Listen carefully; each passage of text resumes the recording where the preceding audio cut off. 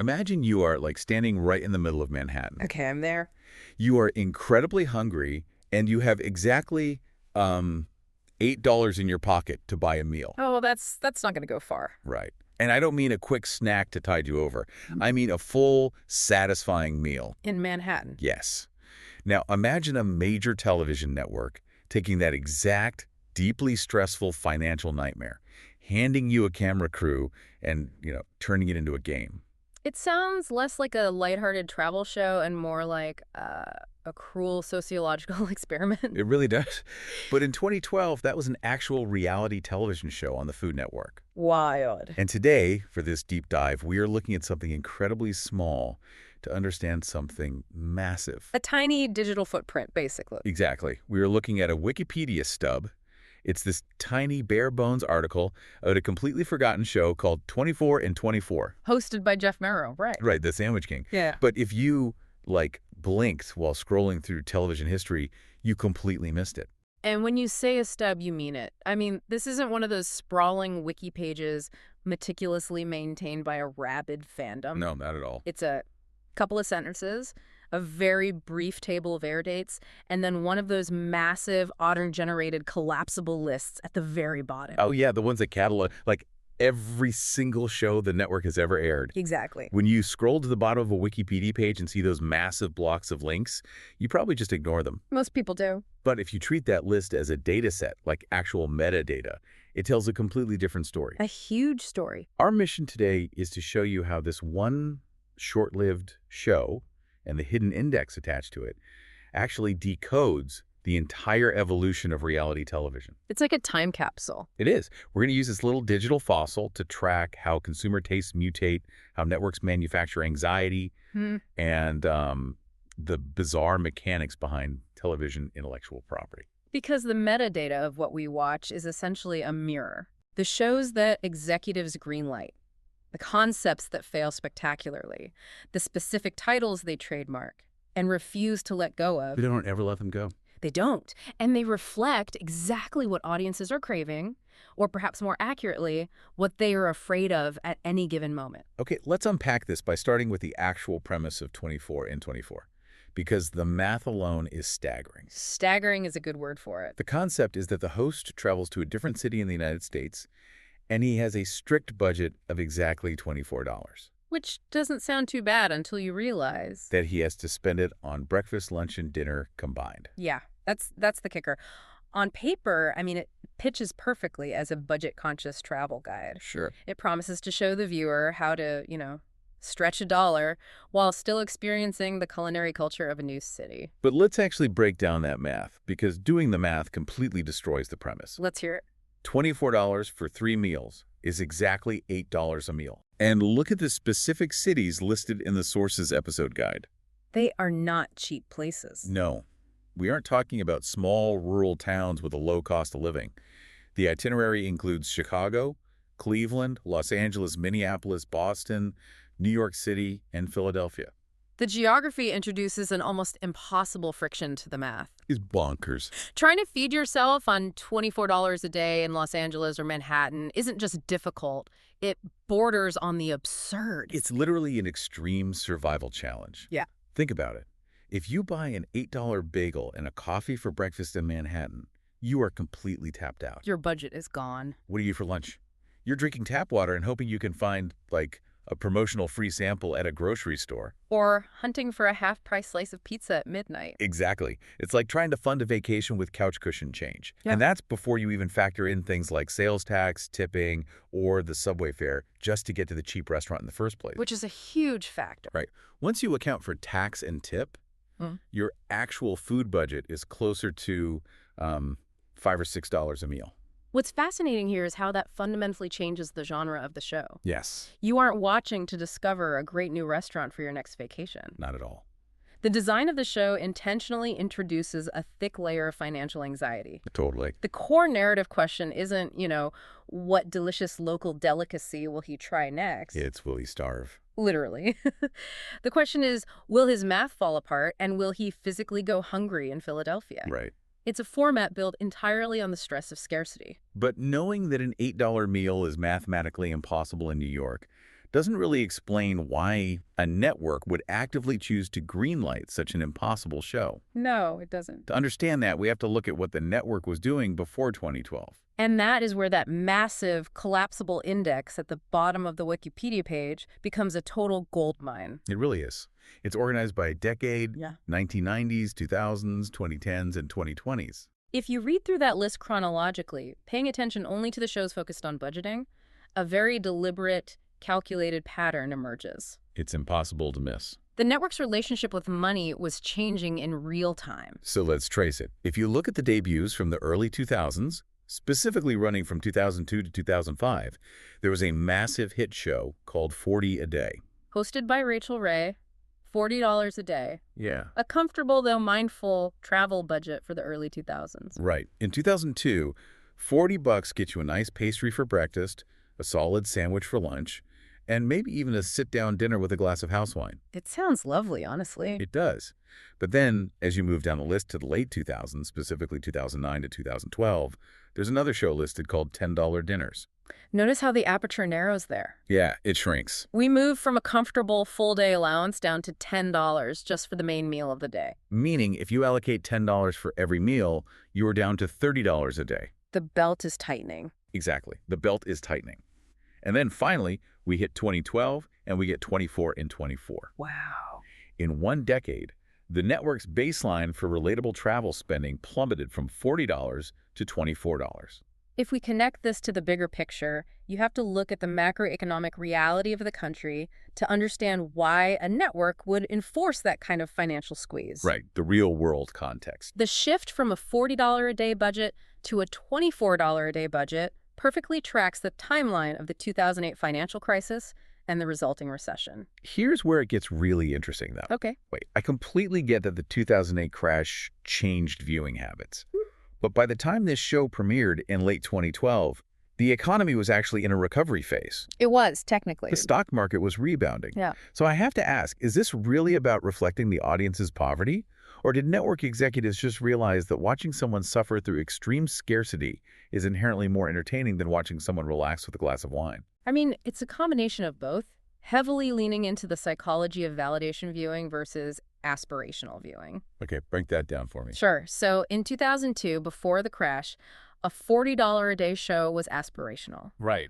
It was a pleasant fantasy for a middle-class viewer planning a weekend getaway. It's like, oh, I could do that on my trip to Seattle. Exactly.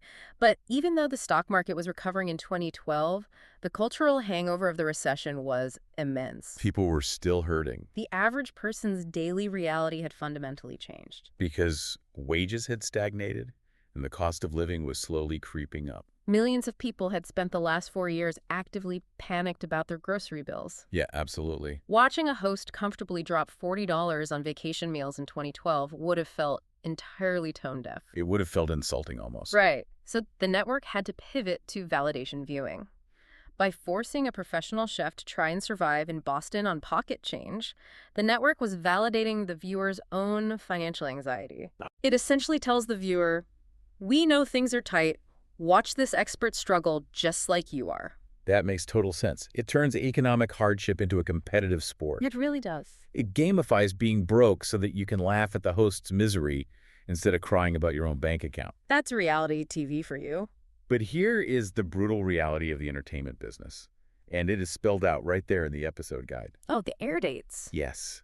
Despite having this incredibly resonant, highly adapted premise that perfectly captured the cultural hangover of the recession, The show completely bombed. it totally bombed. The dates in the table are unforgiving. They really are. It premiered with the Chicago episode on September 23, 2012. Okay. The final episode, Philadelphia, aired on October 29, 2012. Wow. 7 episodes.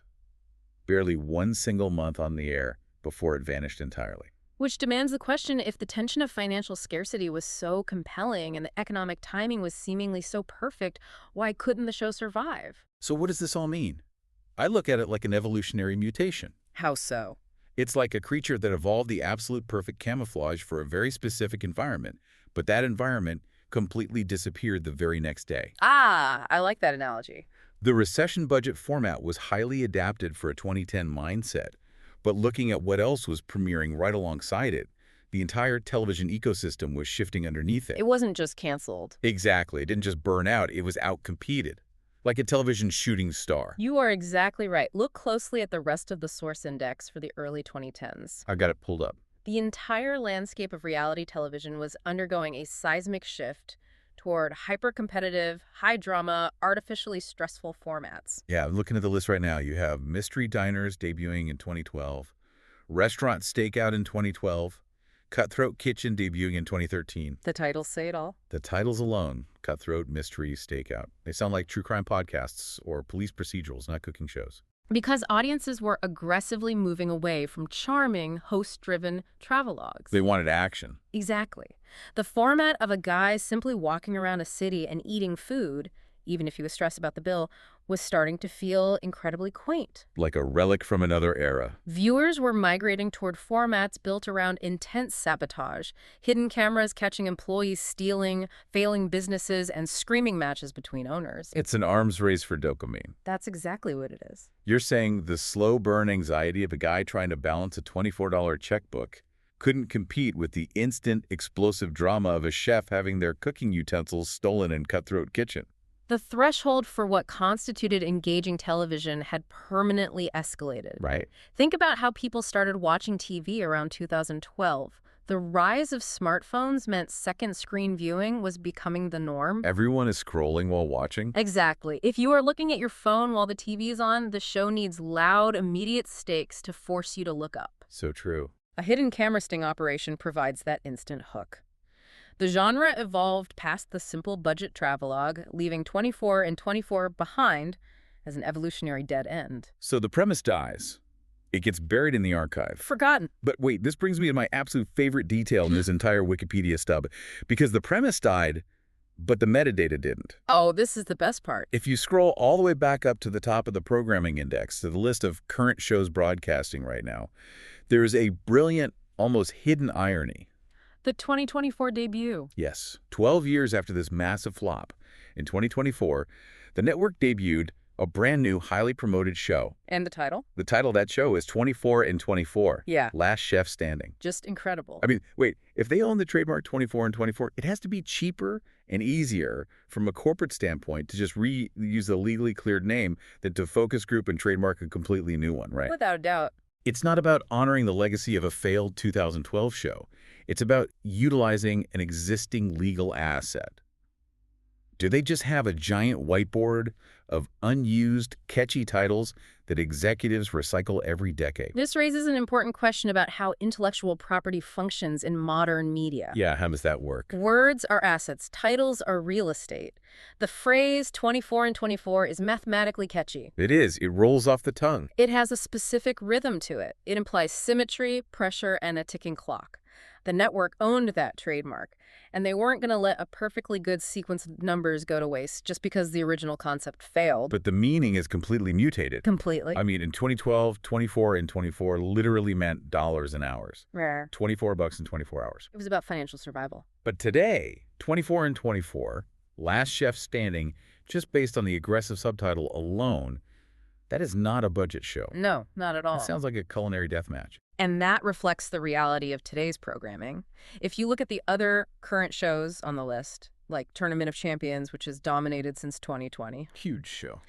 The modern landscape is defined by grueling, high-octane professional competitions.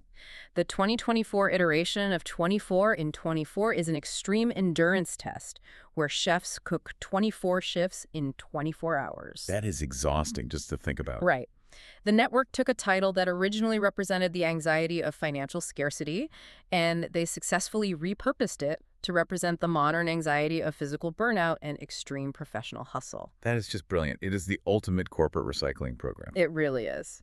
They stripped away the travelogue format because it was weak, but they kept the catchy high-pressure title because it was strong, and they just slapped a more aggressive coat of paint on it for a new decade. It perfectly illustrates how media adapts. It's an incredibly efficient system for harvesting whatever grabs our attention and, discarding whatever doesn't. Which really brings the whole journey into focus. We started with what looked like an utterly useless piece of internet trivia. A total throwaway. A bare-bones Wikipedia stub about a reality show from 2012 that only managed to survive for 7 episodes. A seemingly insignificant digital artifact. But by treating that tiny page as a data set, by analyzing the impossible math of eating in New York City on $8 a meal. Still can't get over that. I know, right? Oh. And by tracing the historical descent from 40 a day down to 24. And by spotting the mutated high adrenaline recycling of its title in 2024. Yes. When you look at all of that, you can actually see the hidden machinery of the entertainment industry. The gears turning. You can see how networks translate our real-world economic fears into gamified formats and how they constantly escalate the adrenaline to keep us watching. It reveals the constant negotiation between what audiences are experiencing in their daily lives and what they're willing to consume for entertainment. Exactly. The history of how we feel isn't just in textbooks. It's hiding in plain sight in the metadata of canceled television shows. Which leaves us with an interesting puzzle to consider about the future. Oh, I like where this is going. If reality programming is this accurate of a mirror for our cultural anxieties, moving from the calm, instructional cooking of the 1990s. Like watching someone calmly bake a pie. Exactly.